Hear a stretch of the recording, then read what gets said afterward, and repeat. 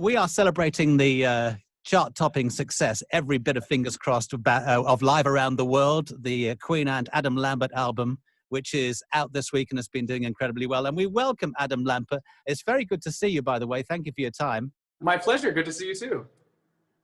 Now, a couple of questions, really. I can't think of a better time to release this record than 2020, when we've been starved of live music. Absolutely. You know, we made the decision to do this after we had postponed our summer tour plans. So it was sort of a way to kind of say thank you to the fans and hold them over for those who still have their tickets. And also it's a great retrospective of the last 7 years of a handful of world tours. The songs are so amazing even after all these years. They come alive when they're played live. Do you think it's that's made them endure for all this time? I think there's a handful of reasons. I mean, I think that the songs themselves are just beautifully written songs. I think the recordings are also really well done. I mean, you have 4 incredible musicians, Freddie on vocals, irreplaceable, unbelievable. Brian's guitar playing, Roger's drumming, John's bass playing. I mean, they're really good, and they worked with great producers. So the recordings themselves are amazing. And I think they've always included the audience sort of as the 5th member of the band.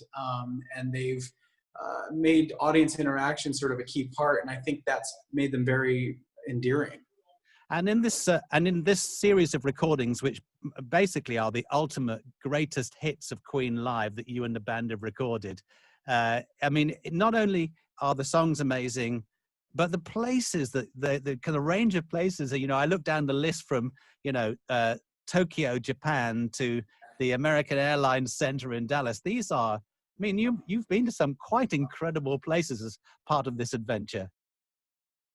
Yeah, I mean, we've done, I think, 3 world tours now, 4. I don't know. I've lost count. But we've gone to such incredible cities and performed for amazing audiences in all of them. And yeah, I mean, it was actually kind of difficult to come up with which tracks and which cities were going to make the cut here for this album. There was only so many slots.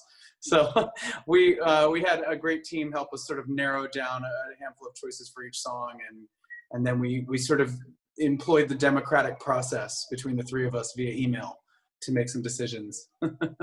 But it does say something about them. You know, they have been very welcoming for everybody who has tried to fill those incredible Freddie boots. And but you know, it appears that you are the go-to guy, and they appear to really value your contribution in a way that is incredible to see, really. It's probably that they value the boots that I'm actually bringing to the show.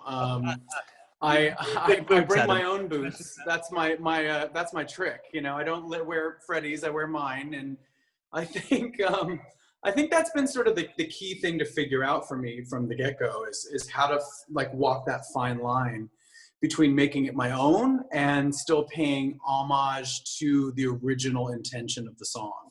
So I try not to copy Freddie at all, but I definitely try to capture the same essence, I guess, or the same intention. I actually, when I first started working with them, I stopped listening to the recordings for a little while because I thought, okay, if I'm going to find my own voice in this, I have to just focus on these as musical compositions, as songs.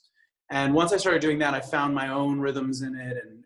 And the cool thing is that over the years, it's evolved. You know, it's been 7 years on the road, singing pretty much the same songs with a few new ones here and there.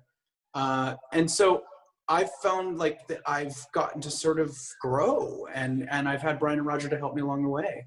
Your career is an amazing 10-year career. Theirs is 50 years. What's the one thing that you learned from them in your time together, do you think? I think their work ethic is really good. You know, when it comes time to do our sound checks, we're very careful. We're very meticulous about it. We never get into a feeling of complacency when we're on the road. It's like every show counts, every show matters, and we will get on the plane either after the show or the next day and review basically how it felt. You know, and we'll laugh about certain things, but also certain things we'll be like, okay, we need to get this better and fix this problem and improve on this element. It's always the goal to be better and better and better, which I love.